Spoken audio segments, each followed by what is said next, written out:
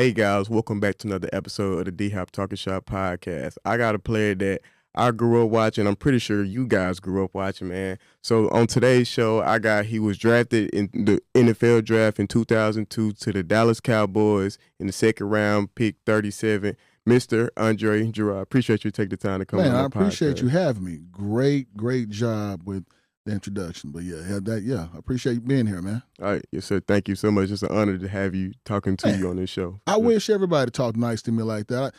I hope my family and friends listen and see people talk nice to you. So I appreciate that. Okay, yes, sir. Let's go ahead and get today's show started. I'm excited Okay. for this one. So, how did you get started into playing football? Funny story, man. My introduction to football, my father had a youth football team in Fifth Ward. And I saw the guys playing, and they were teenagers. And I think I had to be 5.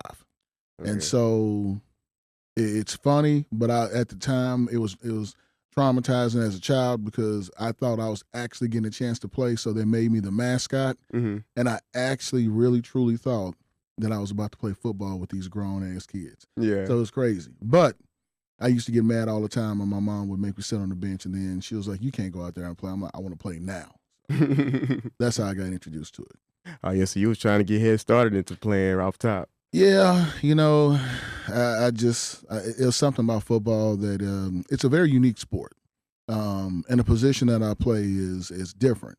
When you're doing your job well, nobody talks about you. When they talk about you, that means you're doing something wrong. So I got used to that. Okay, and you playing for the Cowboys, I know how them fans be. When you playing bad, they, like you just said. Oh yeah. I would definitely tell you. Even after I got drafted, one of my craziest stories was walking into a Dallas pro shop and talking to somebody in the pro shop. He had no idea who I was. Yeah. And then I asked him about a question about me in the third person. And he was like, "Oh man, that guy, he's not ready to play yet. I don't know why we got him. I think we got him like in the 4th or 5th round." And I'm just sitting here looking at the guy. And then when I walked out the store, the other gentleman in the store said, "Do you really know who you were talking to?" He said, "Yeah, man, some cool guy's name was Andre." He said, "That was the guy that you were talking about." That's like, it's okay. Everybody has their opinion. You got to learn how to separate that from the actual person that's playing the game. Yes, sir. Oh, yeah, I already understand that. So, moving on brings me to my next question. So, who motivated you the most on your journey playing football? I can't say that it's one person. Okay. I can't say that it's one person. I can say that my family, of course, mother and father, sister and brother, my friends, my wife. I mean, it's been a journey that everyone has poured in and helped me make decisions that I needed to make to get to that point in my career. Okay. Oh, yeah. That's real nice, man. Shout out to the women, man, motivating you on there. I will tell you that every life situation teaches you something that you're supposed to take from it on your journey through life. And so when I look back at it, I can't sit there and say one person because there are so many people along the way that poured into me to help me become the person that I am today. Oh, okay. Yeah, I understand. I like that answer. So when did you know, like, you could play in the NFL? When did you know that was that defining moment? Funny enough, man, I will tell you that the first time that I mentioned the NFL, I was 9 years old. Okay. And I was at a football practice, and my coach said something to my mother like, "One day, he may be good enough, he's going to make it." Yeah. And my mom said, "Really?" And I looked at my mom, and I still remember it was 8:45 p.m. after practice, and I told her, like, "No, you think I'm joking? I'm going to play in the NFL." Oh, yeah. She said, "For real?" I said, "Yes, ma'am. I'm going to play in the NFL." So I was 9. Oh, okay. Oh, yeah, that's amazing right there. So you already saw the future. I would say I had a dream about it. Yeah. I had no idea how it was going to get put together. Even the whole recruiting aspect, I had no idea. Okay. And that in itself was also, that was quite interesting too. Okay, I understand that, yeah. So you playing in the NFL, so what was your favorite memory of just playing in the NFL as a whole? Strangely enough, one of my favorite memories was Bill Parcells coming to the Cowboys and us beating the Eagles the first time in like a few. I know. Hey, that was And I'm not saying it well because of the intense of the rivalry, Yeah. but also he had us so prepared. I think we took an onside kick Yeah. back to the house for a touchdown. And he had us preparing for that the whole week. And so to see it on the first kickoff, we're like, what? Yeah. Everybody was ready. Like nobody looked shocked. And so we won that game with the team the year before that got demolished by the Cowboys. If I remember, that was one of the years where I think Donovan had 8 to 10 seconds running around in the pocket just throwing the ball. It was absolutely horrible. I'm just to let you know that was a bad day for me. But we did get our vengeance when we first got that victory. Yeah, the memory would be, 'cause I love them Eagles, man. Big time Eagles fan. Oh, yeah, you got to love the Eagles. You love to hate them. You love to play them because you know you're going to get cussed out by their fans, and you might get the middle finger about 400 or 500 times. You might get mooned. I got mooned. That was great. The eggs thrown at the bus. It's the Eagles. So that brings me to my next question. So the Eagles and the Cowboys rivalry, was it a lot of? I'm pretty sure it's a lot of trash talk on the field, wasn't it? Before and after. I would like to say that there was a lot of questioning of your beliefs inside the trenches. If we could be descriptive about how you may appear to yourself and what you really are on this field. Like, some talking, some discussions that, probably could not be aired on TV. But, that happened out quite a bit. Oh, yeah. So another question I got for you. So you lineman, so who was like the hardest player that you had to go against in the trenches? You know what? That's one of the hardest questions I ever had. I have to answer. Mm-hmm.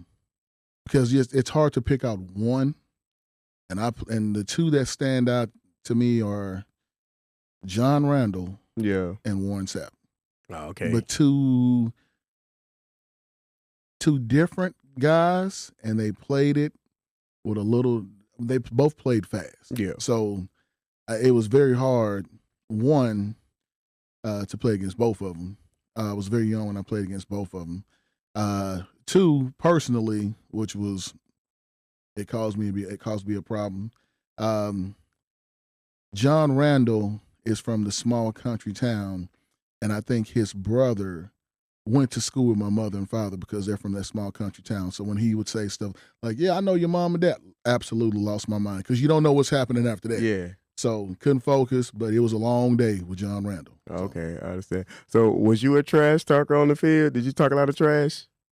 I would like to say that I may have been an offensive lineman that definitely spoke his mind, not normal to other offensive linemen. I definitely let them know what was going on that particular day. Just a couple of, questionings of how they felt like they were playing and what I really saw in my performance. So there you go. Some of those things. Oh, yeah, I understand. So did you have a favorite team yourself growing up before you started playing football? I did. But strangely enough, me and my brother, we were Packer and 49er fans. Yeah.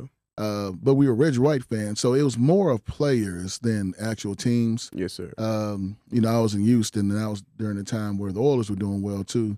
But then they left, so then we didn't have a team, so we supported the Rockets and the Astros, but more players than teams.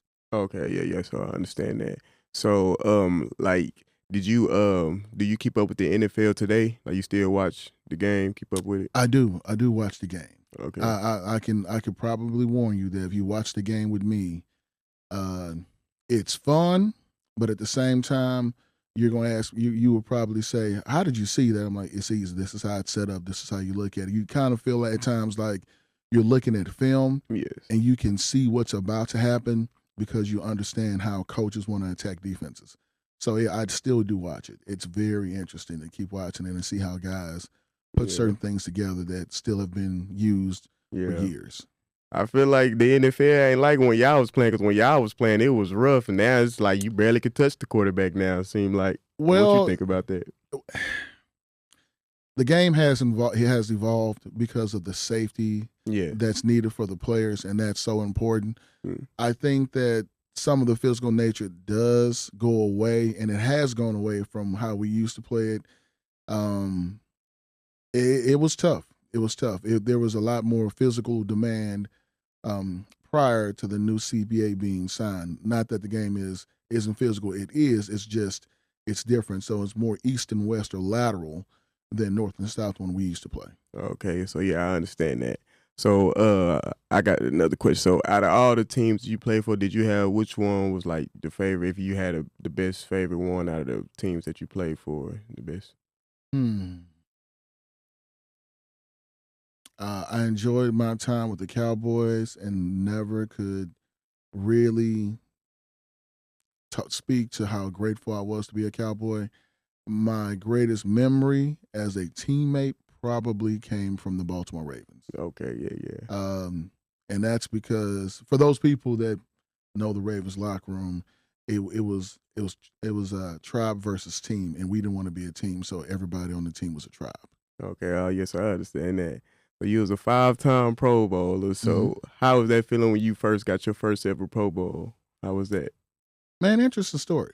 When I got my call for my first Pro Bowl, I was in the facility at Valley Ranch. I went to go work out, and Mike McCord, still there to this day, Chicken Hawk.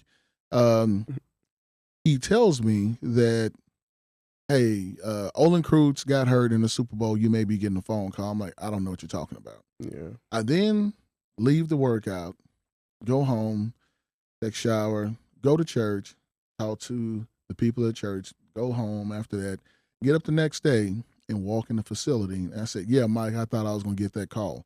And at that moment, as I finished that statement, my phone rang. Oh. And Mike looked at me because I looked like I was shocked or something. He was like, Dre, what's wrong? Are you okay? And I said, Mike, my phone's ringing. He said, I can see that. Are you okay? I said, Mike, it's an 808 number. He said, okay. Mike, it says Hawaii. Andre, answer the phone. And so I answered the phone. And then the guy tells me right then and there, he said, you've just been selected to the Pro Bowl. So I was shocked because during that time, I believe that at that point in my career, it was a point in time where I was about to go into contract negotiations. Yeah. So the team really didn't inform me about that information. Leverage. And so to get that information from the equipment manager and be shocked, I absolutely freaked out. And he said, hey, Andre, we got your stuff. Go home. Go get a haircut. Call your mom. Let them know. Call your mom and dad. Let them know you made the Pro Bowl. And that's how it went. Okay, that's amazing right there. Yeah. So that's how it usually be when y'all get a phone call from the league. That's how it usually goes. Most times, if you are a starter or an alternate, the information is given out with email or it's announced during a team meeting or something like that. At this point in time, you got to think who my head coach was. It was Bill Parcells. Yeah. So they're not giving you any extra information for you to use, especially if you're coming to the end of your contract. Yeah. And so they didn't tell me. Yeah. But from that point on, they would announce it in meetings and let you know who the alternates were and things like that. Bill Parcells seemed like he was a rough coach. It seemed like he was. Yeah. He was. He was a rough coach. He was definitely a disciplinarian. Yeah. His thing was he wanted you to feel as if what you're doing, this is the most important thing you're doing right now. Everything else in your life is important, but you can only take care of that once you get out of this situation. So he wanted your time, and when you weren't on his time, then you're on your time. You have to take care of everything you have to take care of. Okay. So I feel that. So now you are coaching. So I got two questions. So like, how is coaching for you, and do you feel like playing in the NFL, shaped you into being the coach that you are today? Okay, so yeah, you gave me two questions. How is coaching? Coaching is beautiful, man. Yeah. I worked for a guy named Scott Natty at Parish Episcopal. Scott Natty works at SMU now. And he told me, he said, if there's a drug stronger than showing someone what to do and be successful with it, then I don't want it. And I looked at him crazy. Like, what are you talking about, man? Yeah. He said, you'll know when you do it. And so that thing of pouring into people just different parts of the game that you understand and watching them use it and have success with it, it's unbeatable. Like, you just keep doing it. And so that's the part of coaching that I really enjoy. And I enjoy teaching the guys the things that I learned so that they can use it. Coaching in the NFL is different. A lot of times, these players are in positions where the coach is coming in and these players are already there. Yeah. And then you have to figure out what they can and can't do and focus on the things they can do so they can fit inside your system. And there's not a lot of time for development. And so where I talk to these guys, I try to talk to them about the whole development part. Like, he's asking you to do this, but this is why. This is why you're struggling. This is what they're looking at. And I think I have a different perspective being not only a player, but a coach and a scout. And so you look at it from a 360-degree lens of these are the things you need to improve on because these are the things they're going to be looking for. And so that kind of helps a player play at his best level. Okay. So how long have you been coaching for now? Ooh, let's see. Probably 7-8 years. 7-8 years? Yeah. Okay, that's big time, Yeah, I've enjoyed it. Enjoyed it all, coaching from high school to the UFL and everything in between. And he also doing some internships in between as well, too. Yes, sir. Okay, so you a lineman coach? Yes. Okay. Yeah, but uniquely enough, as an offensive lineman, what is so interesting to me is defense. Yes, sir. Because you look at it from a different perspective. So you look at it and understand what the defense is trying to do, and then you put yourself in a situation and say, well, if they do this, how would I block it? How could I take advantage of it? And then you begin to attack it in that way so you see the holes in what they're trying to do. So it's a real cool chess game. Okay. Yes, I understand that. So the last question I got before I close this podcast out, back to football. Do you think the Kansas City Chiefs do the three-peat, the unthinkable? Do you think so? You know what? I was looking at that question, and I wanted to give you an in-depth answer, and I will tell you that it's too early to tell. Yeah. It's too early to tell, but know this. The team around week 8 or 9 that begins to run the ball effectively in either conference will be the team that's going to be in the Super Bowl. Okay, yeah, so I like that, man. Well, like I said, man, appreciate you taking the time to come on my show. Like I said, it's an honor to do this with you, man. I appreciate it. I appreciate coming here. You had a few people here before, but I want to do my best to get here and sit on this couch with you. Oh, yeah, yes, sir. We did a good job today, man. Appreciate it. But, hey, if you guys like today's video with Andre Gurode, the legendary Gerard, make sure you guys like to subscribe to the D-Hop Talking Shop podcast. Appreciate it, yes, man. Sir. Yes, yeah. So, okay, yeah. Cowboys time. So, I'll tell you my first introduction to Larry Allen. Yeah. Because this is crazy. So everyone knew who Larry Allen was. Yeah. Well, the only thing that I knew was that there was a player on the Cowboys that had been 700 pounds, but when I was in college, I'm in University of Colorado. We're not really paying attention to the linemen in the league. Yeah. We just saw a video, but we didn't see who it was. Yeah. Right? Kind of grainy. So I get to the Cowboys, and we have a team meeting. And Dave Campos, the head coach at this time, so this is my rookie year. Yeah. So I make sure I'm in the meeting on time. I'm trying to make sure I find a seat because as a rookie, you got to make sure you get there, let everybody sit down and find your chair. Yeah. Okay. So I'm sitting in the back of the room, and the meeting starts. Door closes. 30 seconds goes by. Calvin Garmer walks in. So now I'm sitting here as a rookie, and Dave Campo is pissed off. So he's yelling at Calvin Garmer, and then Solomon Page walks in right behind him. I'm like, man, this is crazy. They talk to you any type of way in the NFL. Like, and as a rookie, I'm just sitting here looking at this like this. I don't want that to happen to me. So, okay. So about 5 minutes goes by. Jerry gets up and he's starting to talk. And as he's talking, I hear the door open. Immediately, I'm thinking, whoever is walking through this door right now, as Jerry's speaking, oh my God, I cannot believe what's about to be said. They may get cut today. I have no idea. The guy who walked through that door? Yeah. Larry Allen. So yeah. Larry walks in the room. Jerry stops talking. I'm sitting in the back of the room like, what is going on here? Larry looks at Jerry. Jerry looks at Larry. Nothing said. Yeah. Larry walks up the stairs, sits in this chair, and Jerry says, Larry, you doing all right? Yeah. That's the only thing Larry said was, yeah. Yeah. And Jerry went right along with the meeting. I'm like, what and who is that? Because that guy who has that respect, That's the guy that I want to Yeah. be. And so to sum it all up, I began to test a legend that I didn't realize was a legend. Yeah. But what was very significant, especially in his passing, was that dude saw something significant in me, and so he began to test me. So the whole time that I'm thinking that I'm running up to him trying to fight him, he's sitting there saying, "No, I want you to be just like me." So that was one of the greatest stories I can probably tell you. Oh yeah. Oh, that was a nice story right there. Yeah. It's lit. Appreciate that. Yeah. Yes, sir. Appreciate it, man. Yeah,